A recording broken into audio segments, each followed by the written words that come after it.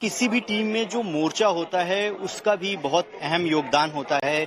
जो इस बार मोर्चे बनाए गए हैं, खासतौर पर युवा मोर्चा जो है भारतीय जनता पार्टी का बहुत एक्टिव रहता है। इससे पहले तेजस्वी सूर्या जो है उसके राष्ट्रीय अध्यक्ष हुआ करते थे। इस बार युवा मोर्चा जो है वो उसकी जिम्मेदारी सौंपी गई है डॉक्टर हेमांग जोशी, जो कि गुजरात से आते हैं और एमपी भी हैं। महिला मोर्चा की जिम्मेदारी जो है श्रीमती रूप कुमारी चौधरी को सौंपी गई है, ये छत्तीसगढ़ से आती हैं। ओबीसी मोर्चा जो है श्री अमरपाल मौर्य, ये उत्तर प्रदेश से आते हैं। और यहाँ देखिए यूपी का जो दबदबा है, हो सकता है कि चुनाव की दृष्टि से संगठन में ज्यादा लोगों को तरजीह दी गई है, ये भी यूपी से आते हैं। इसके साथ ही अगर आप देखें माइनॉरिटी मोर्चा, ये कुंवर बासित अली, ये भी उत्तर प्रदेश से आते हैं। इनको माइनॉरिटी मोर्चा का राष्ट्रीय अध्यक्ष बनाया गया है। इसके साथ ही एससी मोर्चा की बात करें तो शिवेश कुमार राम जो हैं, जो कि राज्यसभा के सांसद हैं, वो बिहार से आते हैं, उनको जिम्मेदारी सौंपी गई है। तो कुल मिलाकर मोर्चों में भी बहुत यंग चेहरों को जगह दी गई है, जो कि पहले से संभावित था कि नितिन नवीन जिस एज ग्रुप से आते हैं उसी एज ग्रुप में उनके साथ काम करने वाले जो लोग हों, उनके साथ सहज हों, उनके आचार व्यवहार से परिचित हों और वो एक कोऑर्डिनेशन बने उनके बीच में। इसीलिए ज्यादातर अनुभव के साथ यंग ब्लड को यहाँ पर जगह दिया गया है, जिसको जेनजी का नाम भी दे सकते हैं। तो कुल मिलाकर राष्ट्रीय टीम को बनाने में एक समन्वय का इस्तेमाल किया गया है। इसके साथ ही अनुभव को भी पूरी तरजीह इस टीम में दी गई है। आप देखिए वसुंधरा राजे राजस्थान की मुख्यमंत्री रही हैं, राम माधव का लंबा अनुभव रहा है, वो राष्ट्रीय महामंत्री पहले रह चुके हैं, कई राज्यों के प्रभारी रह चुके हैं और संघ के बेहद करीब माने जाते हैं। तो भारतीय जनता पार्टी और आरएसएस के बीच में भी एक समन्वय बना रहे, कोऑर्डिनेशन बना रहे, इसलिए ये टीम जो है फिलहाल संतुलित दिखाई देती है।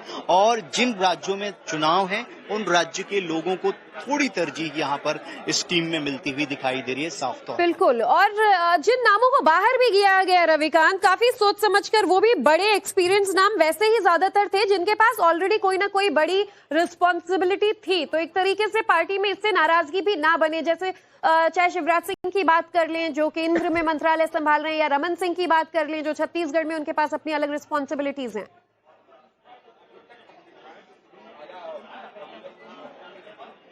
देखिए बहुत सारे ऐसे बड़े नेता हैं जो ऑलरेडी यूनियन कैबिनेट का हिस्सा हैं। रमन सिंह राष्ट्रीय उपाध्यक्ष थे, शिवराज सिंह चौहान थे, रमन सिंह जो है वो छत्तीसगढ़ में विधानसभा के स्पीकर हैं। तो ये वो लोग हैं जिनका पार्टी जो है कॉन्स्टिट्यूशनल पोस्ट पर पहले से अपने तरीके से इस्तेमाल कर रही है। उन लोगों को टीम से बाहर किया गया है। इसके साथ ही भारतीय जनता पार्टी के संविधान के मुताबिक 2 टर्म्स जो है मैक्सिमम आप रिपीट हो जाते हैं और उसके बाद आपको चेंज करना होता है। अगर हम राष्ट्रीय महामंत्री की बात करते हैं तो अरुण सिंह को हटाया गया है, दुष्यंत गौतम को हटाया गया है, राधा मोहन अग्रवाल जो कि गोरखपुर से आते थे, पहली बार के ही यहाँ पर राज्यसभा सांसद हैं, कई बार के विधायक रहे हैं, उनको भी यहाँ से ड्रॉप किया गया है। तो पार्टी अपनी यूटिलिटी और किस राज्य में किसकी क्या भूमिका होगी, किस आधार पर। रविकांत, एज अ जर्नलिस्ट भी काफी वक्त से चूंकि आप बीजेपी कवर कर रहे हैं, जो पुराना संगठन रहा उससे पहले के संगठन रहे, और अब नितिन नवीन की अध्यक्षता में जो नई टीम होगी, इसके बदलाव को आप एज अ पत्रकार किस तरीके से देख रहे हैं? लगभग हर राज्य को, हर फैक्टर को, वरिष्ठता को, जेन जी को, सबको साधने की कोशिश की गई, कास्ट फैक्टर हो या फिर आने वाले राज्यों में चुनाव। उत्तर प्रदेश को भी काफी वरीयता इन नामों में दी गई है। क्या है आपका आकलन इस टीम को लेकर?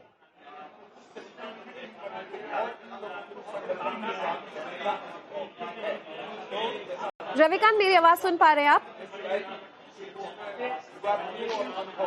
जी रविकांत, सवाल मेरा आपसे ऐसे ही था, काफी वक्त से आप भी बीजेपी कवर कर रहे हैं, वरिष्ठ पत्रकार के तौर पर ये नई टीम नितिन नवीन की आपको भारतीय जनता पार्टी की कैसी लग रही है? क्योंकि इसमें चाहे सीनियरिटी हो, जूनियरिटी हो, यंग फैक्टर हो या फिर आने वाले चुनावों में राज्यों का फैक्टर हो, रीजनल फैक्टर से लेकर कास्ट फैक्टर, क्या कुछ कवर करने की कोशिश बीजेपी ने इसमें की? आपके हिसाब से इस टीम का आकलन आप कैसे करते हैं? देखिए अगर प्रथम दृष्टया हम टीम को देखते हैं तो टीम इस तरीके से डिजाइन की गई है कि ये टीम 2029 का जो लोकसभा चुनाव होगा वो इसी टीम के नेतृत्व में लड़ा जाएगा, क्योंकि राष्ट्रीय अध्यक्ष का जो टेन्योर होता है वो 3 साल का होता है और जब चुनावी साल होता है तो उसे आगे भी बढ़ा दिया जाता है, बीच में टीम बदलती नहीं है। अभी देखिए ज्योति, 5 राज्यों में विधानसभा के चुनाव प्रस्तावित हैं, उनमें सबसे बड़ा राज्य उत्तर प्रदेश है और यूपी के चुनाव के बाद जो लोकसभा चुनाव का काउंटडाउन है वो प्रारंभ हो जाता है।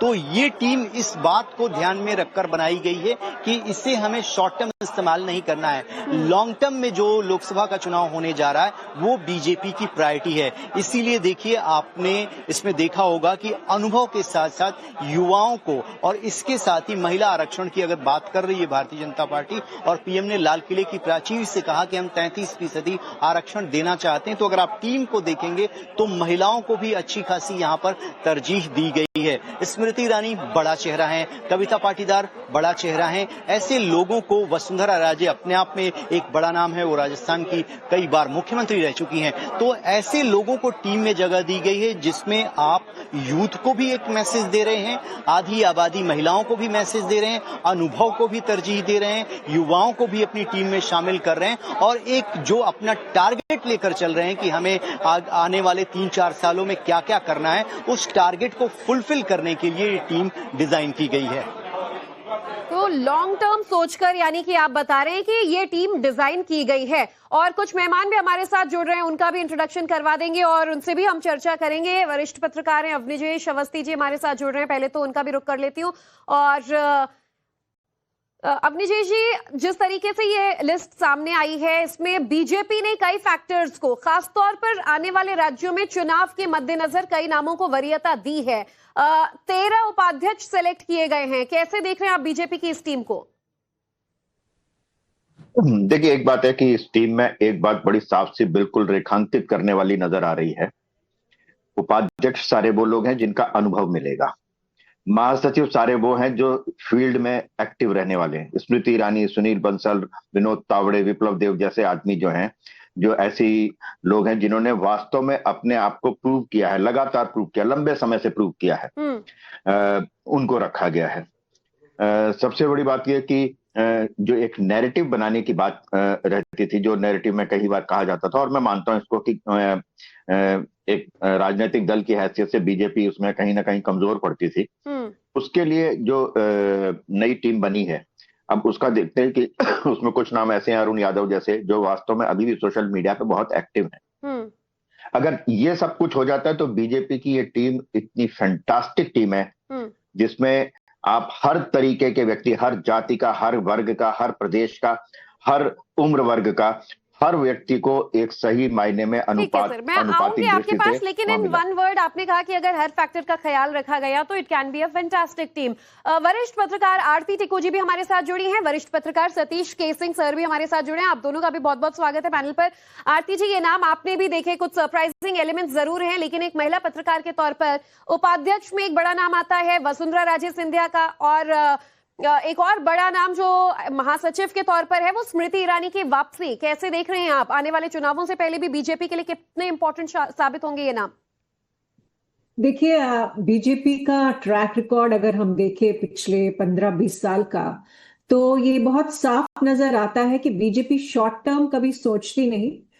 पिछले हमने 12 साल से हमने देखा कि वो हमेशा लॉन्ग टर्म सोचती है, उनका एक विजन है और उस विजन को प्राप्त करने के लिए वो बहुत मेहनत से अपनी प्लानिंग करते हैं। और आज जो ये लिस्ट निकली है नेशनल वाइस प्रेसिडेंट्स की, जनरल सेक्रेटरीज की, नेशनल सेक्रेटरीज की, उससे ये साफ दिखता है कि प्लानिंग सिर्फ नेक्स्ट ईयर उत्तर प्रदेश के लिए नहीं है, ये 2029 का जो इलेक्शन है, पार्लियामेंट्री इलेक्शन है, उसके लिए प्लानिंग ऑलरेडी शुरू कर चुकी है बीजेपी। और साथ ही साथ जिस तरह से विमेन एम्पावरमेंट और इनफैक्ट मैं कहूंगी ये जो आज लिस्ट निकली है ये एक प्रोग्रेसिव लिस्ट दिख रही है, क्योंकि इसमें वसुंधरा राजे सिंधिया जैसी महिलाएं, स्मृति ईरानी को दिया गया, रेखा वर्मा को इंक्लूड किया गया है, जो 50% पॉपुलेशन है, 50% इलेक्टोरेट है, उसको एड्रेस कर रही है। और साथ ही साथ हमें ये दिख रहा है कि बीजेपी बराबर का इक्वल पार्टिसिपेशन चाहती है कि विमेन सिर्फ रिजर्वेशन के थ्रू ना आए, वो इलेक्टोरल पॉलिटिक्स के थ्रू आए। वो सिर्फ किसी के मतलब पार्लियामेंट ने रिजर्वेशन तो कर लिया, लेकिन महिलाओं में खुद से वो लड़ने की क्षमता आनी चाहिए, और वो महिलाएं ही है जो उनको लेकर आएंगी। इसलिए एनर्जेटिक महिलाएं लाई है इस लिस्ट में दिख रहा है कि वाइब्रेंट है, एनर्जेटिक है, उनमें रिगर है, और वो सिर्फ ऑफिस में बैठने वाली महिलाएं नहीं है, वो फील्ड में जाने वाली महिलाएं हैं। वो डायरेक्टली सिर्फ एक ही तबके को एड्रेस नहीं करेंगी, वो अलग अलग। ठीक है, आरती टीकू जी आपके पास लौट कर आते हैं। 7 महीने से ज्योति ये पेंडिंग था नितिन नवीन के अध्यक्ष बनने के बाद, और उसके बाद अब ये लिस्ट आई है, और इस लिस्ट का जो पहला टेस्ट होगा वो पहला टेस्ट होगा यूपी 2027 चुनाव, और उसके बाद जाहिर सी बात है 2029 चुनाव। और इसलिए ये टेस्ट की बातचीत हो रही है सतीश सर, क्योंकि यूपी पर सबसे ज्यादा नजर रहेगी। अगले अब सब कुछ जो रणनीति बनेगी वो यूपी चुनाव को लेकर रणनीति बनेगी। उसके बाद 2029 तो अपनी जगह है ही, लेकिन पहले 2029, और उसमें मुझे लगता है उस हिसाब से आपको ये टीम कितनी फिट बैठती दिखती है? एक ही बार सुन लीजिए, 2-2.5 साल लगे नए अध्यक्ष बनाने में, और ऐसा नाम आया जो आश्चर्यचकित कर गया। 7 महीने लगे टीम को अनाउंस करने में, और जो टीम आई है उसमें कुछ एक चीजें बिल्कुल क्लियर दिख रही हैं कि बड़ा मंत्रिमंडल फेरबदल मोदी सरकार का मतलब उसमें भी असर है, जो कि बीजेपी की टीम में आई है। अब क्या पीयूष गोयल मंत्री बने रहेंगे कि कोषाध्यक्ष का ही काम अब संभालेंगे, कह नहीं सकते। हम अभी नहीं कह सकते। दूसरी बात, अब ये किसकी टीम कहें, मोदी जी की टीम कहें, आरएसएस की टीम कहें, किसकी टीम कहें? अगर स्मृति ईरानी की वापसी हो रही है, एक बड़ी बात है। वसुंधरा राजे की वापसी, एक तरह से देखा जाए पहले भी उनके पास पद था, लेकिन बीच बीच में कुछ कुछ चलता रहा। वो फिर राम माधव की वापसी भी कुछ कहानी कहती है। और आपने ये देखा कि मीडिया के क्षेत्र में, मीडिया संयोजक में बलूनी जी तो हैं, अमित मालवीय जी का नाम नहीं दिख रहा है। तो हमें तो नहीं दिखा, हो सकता हो कहीं छुपा हुआ, तो नहीं कह सकते। तो टीम में महिलाओं की को अच्छा प्रतिनिधित्व दिया गया है, खासतौर से उपाध्यक्ष वाला सेक्शन में, और शायद सचिव महासचिव सर वो वाला। मैंने तो आपसे पूछा था कि 27-29 के हिसाब से इसका विश्लेषण कैसे करेंगे? आप तो सीधे मंत्रिमंडल फेरबदल पर चले गए। अभी तो नितिन नवीन की टीम की बातचीत हो रही थी। देखिए, आपने जो पूछा उसका आप जवाब दे रहे हो ना। 27 के ख्याल से इस टीम में आप मतलब उत्तर प्रदेश को दृष्टिगत करके हमको नहीं लग रहा है कि बहुत कुछ इसमें किया गया है। मैं ऐसा समझता हूं, सुनील बंसल जी आते हैं इधर ही से कहीं से, कोई यूपी का मुझे उस तरह का हेवी वेट नहीं दिख रहा। तो मैं अभी कह नहीं सकता कि 27 में क्या होगा। कह नहीं सकते कि कहना नहीं चाह रहे हैं? जी, कह नहीं सकते हैं कि कहना नहीं चाह रहे हैं? नहीं, मैं कहना नहीं, मैं ऐसे कैसे प्रेडिक्ट करो भाई। चुनाव तो बीजेपी सब जीत जाती है, जो वो करे सब अच्छा है। बीजेपी कोई खराब कर ही नहीं सकती, वो अलग चीज है। चुनाव तो ऐसे ही जीत जाती है। हमको नहीं पता, लेकिन 27 की दृष्टि से ऐसा होता है ना कि कभी कभी आप देखेंगे कि बजट में बहुत ध्यान दे दिया जाता है किसी खास प्रदेश जहां चुनाव हो, वहां के लोगों को मंत्री बना दिया जाता है। बात कर रहे हैं तो इसमें अवनीश जी एक टेक आपका भी कि उत्तर प्रदेश के लिहाज से मैं देख रही हूँ कि सबसे ज्यादा नामों का सिलेक्शन किया गया। कई फैक्टर्स यहाँ पर बीजेपी के लिए बहुत जरूरी हो जाते थे, चाहे वो ब्राह्मणों की नाराजगी हो या फिर माइनॉरिटी फैक्टर का ख्याल रखना चुनावों से पहले। तो हर एक वर्ग से एक नाम को चुना तो गया है, बीजेपी ने एक एक इन तमाम फैक्टर्स का ख्याल रखा है इसमें सिलेक्शन में, आपको लग रहा है? देखिए, एक बात है कि ऐसा सही कहा कि कोई शॉर्ट विजन नहीं होता बीजेपी की टीम बनाने के लिए। सिर्फ उत्तर प्रदेश को लेकर के बात नहीं है। स्मृति ईरानी अमेठी से चुनाव लड़ी, राहुल गांधी जैसे उम्मीदवार को, कांग्रेस के उम्मीदवार को उन्होंने पराजित किया। एक बार स्वयं वहां पे जाकर के रही, अमेठी में घर लिया उन्होंने। एक दृश्य मुझे याद आता है, जब चुनावों के दौरान आग लग गई थी, खुद हैंडपंप से पानी भर भर कर डाल रही थी। ये ऐसी जीवट जो कार्यकर्ता है ना बीजेपी के पास, ऐसे जीवट कार्यकर्ता आपको दूसरे दल में दिखाई नहीं देंगे। इसलिए सिर्फ उत्तर प्रदेश तक नहीं, उत्तर प्रदेश में उत्तर प्रदेश का चुनाव निश्चित रूप से बहुत महत्वपूर्ण है, लेकिन उत्तर प्रदेश और पंजाब, अगर आप दोनों राज्यों को मिलाकर के देखेंगे तो दोनों राज्यों में, पंजाब में कहीं भी भाजपा भी इस समय आज दिखाई नहीं देती, उत्तर प्रदेश में सरकार है, 2 बार की सरकार हो चुकी है और वहां पर एक बहुत ही सशक्त और लोकप्रिय मुख्यमंत्री योगी जी हैं। वहां पर उनको बहुत ज्यादा क्रेडिट, सर जैसे नेशनल वाइस प्रेसिडेंट्स में प्रोफेसर तारिक मंसूर का नाम काफी ज्यादा अहमियत से देखा जा रहा है, वो भी उत्तर प्रदेश का ही चेहरा है। नहीं, हरीश त्रिवेदी है उत्तर प्रदेश से हैं जी, हरीश त्रिवेदी उत्तर प्रदेश से, इस समय राजस्थान में निकाय चुनावों के प्रभारी भी हैं इस समय वो, और उन्होंने प्रूव किया। ये सारे नाम वो हैं, मैं एक बात बता दूं आपको, जिन्होंने फील्ड में जमीन पर जाकर के अपने आप को प्रूव किया है। कोई भी ऐसा नहीं है जिसको आमतौर पे कई बार कह देते हैं ना कि बीजेपी के संदर्भ में कहीं या किसी और संदर्भ में भी, किसी और पार्टी के संदर्भ में कहीं, लिफाफे जो सिर्फ बयानवीर होते हैं, ऐसा एक भी नाम नहीं है। ये वो टीम है जो बीजेपी को देश के चप्पे चप्पे तक पहुंचा देगी, ये मैं आपको निश्चित बता रहा हूं आपको मैं। और जहां तक पीयूष गोयल के बारे में संदर्भ सतीश जी ने बात की, मुझे लगता है अभी तक भी तो पीयूष गोयल ही शायद ट्रेजरर थे ना, मुझे नहीं, एक तो आरती टीकू जी, जो सतीश जी का एतराज पहली बार था कि 7 महीने लग गए, 2-2.5 साल बाद बन गए अध्यक्ष, एक तो वो एतराज था या मन के अंदर का कुछ और भाव था। एक बातचीत ये है 12 महिलाएं हैं और एक संकेत कहीं ना कहीं ये है कि डिलिमिटेशन और महिला आरक्षण अभी भी कोर एजेंडे में है, ये भी एक मैसेज दिया गया है इस टीम से। जैसा कि मैं पहले भी कह रही थी कि विमेन एम्पावरमेंट, रिजर्वेशन बिल के पास होने के बावजूद भी ये मद्देनजर रखा गया है कि विमेन 50% इलेक्टोरेट है, और सिर्फ उत्तर प्रदेश में नहीं पूरे देश में उनके वोट्स मायने रखते हैं। इसलिए साथ ही साथ ये कि इतना डिले क्यों हुआ, मुझे लगता है कि मंथन काफी चला बीजेपी के अंदर भी, क्योंकि अगर आप देखें पूरे देश में काफी सारे बदलाव आए हैं पिछले 12 साल में। एक जो जनरेशन जो है, जिस जनरेशन जी की जो बात करते हैं, जो 10 साल 12 साल पहले जो वोटर लिस्ट में नहीं थे वो वोटर लिस्ट में आ गए, और जो जिन्होंने वोट किया था वो अब उस एज ब्रैकेट से बाहर निकल के उनकी एस्पिरेशंस है, उन सब वो सारे जो चैलेंजेस अभी भारत के सामने हैं, और हमने देखा कि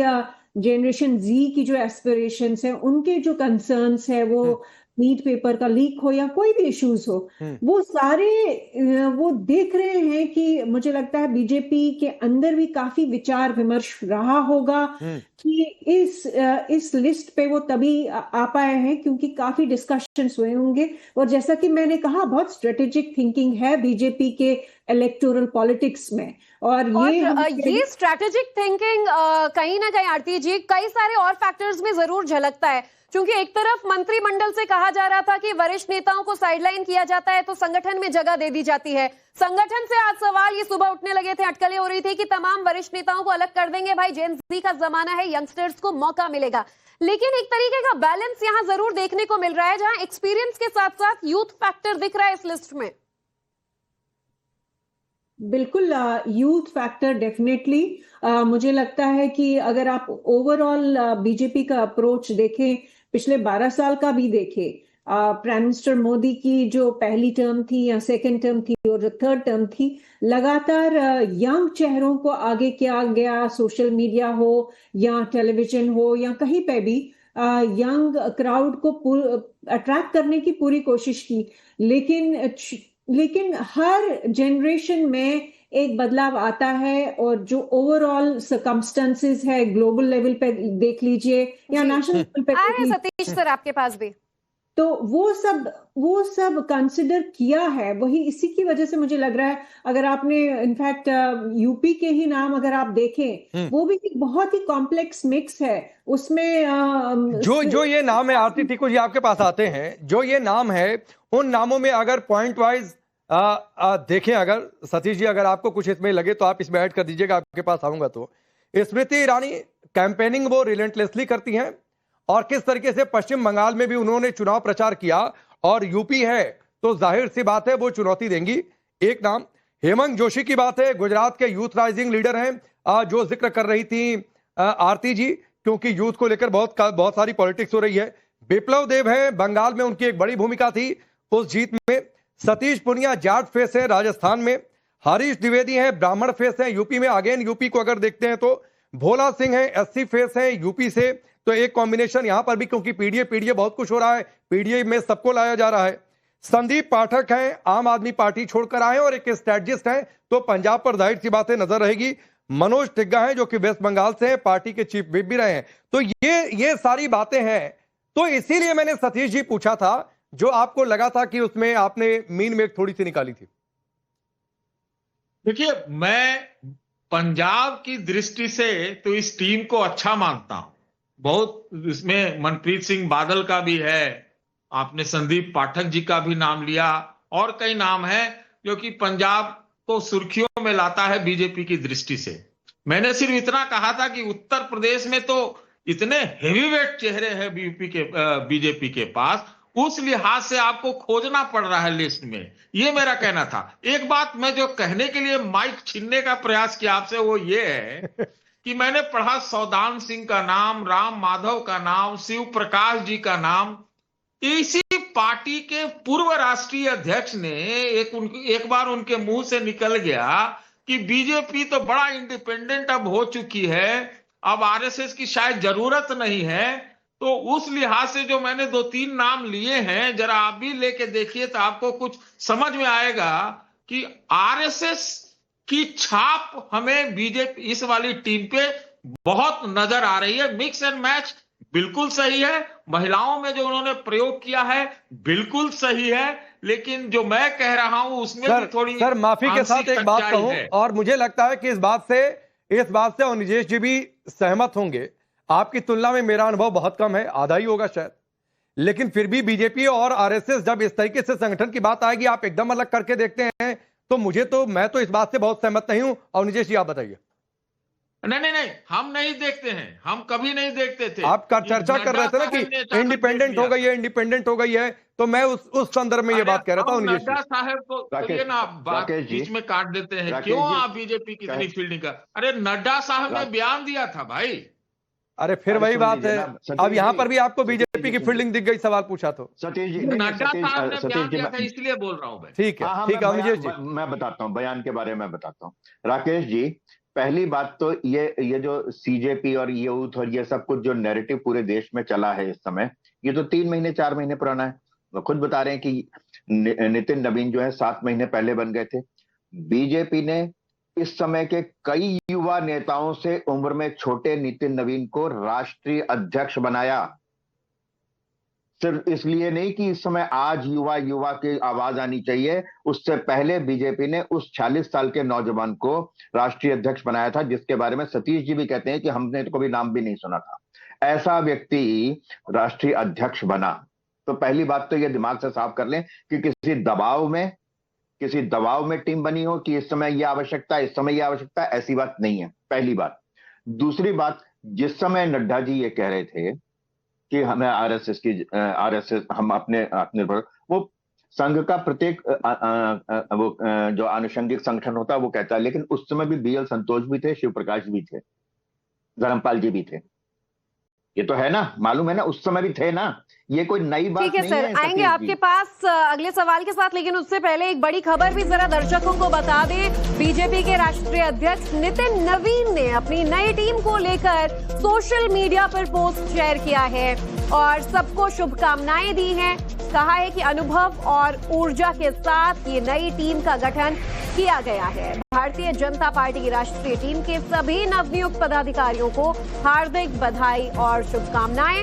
अब देखिए, उन्होंने ये बात का जिक्र किया कि अनुभव और ऊर्जा से समृद्ध ये टीम आदरणीय प्रधानमंत्री जी के मार्गदर्शन में संगठन को नई गति प्रदान करेगी। तो ये नई टीम पर पोस्ट है, सभी नए पदाधिकारियों को उन्होंने बधाई दी है, शुभकामनाएं दी हैं। अनुभव और ऊर्जा के मेल से ये टीम बनी हुई है, पीएम के मार्गदर्शन में संगठन को नई गति मिलेगी, इस बात की चर्चा उन्होंने पोस्ट में की है। और जाहिर सी बात है, उनकी टीम अनाउंस हुई है ज्योति, तो इस तरीके का एक बधाई संदेश और एक ऊर्जा भरने के लिए ये संदेश तो बनता भी। और वरिष्ठ पत्रकार हैं पंकज शर्मा जी भी हमारे साथ जुड़ चुके हैं। आपका भी स्वागत है पंकज जी। अलग अलग तरह की प्रतिक्रियाएं इस नई टीम को लेकर आ रही हैं। आपने भी लिस्ट देख ली होगी, कई ऐसे नाम हैं जो कुछ सरप्राइजिंग जरूर लग रहे होंगे, लेकिन भली भांति समझ आ रहा है कि किस नाम को किस मकसद से बीजेपी ने संगठन में वरीयता दी है, शामिल किया है। आपकी नजर से बीजेपी की नई टीम की क्या होगी रैंकिंग?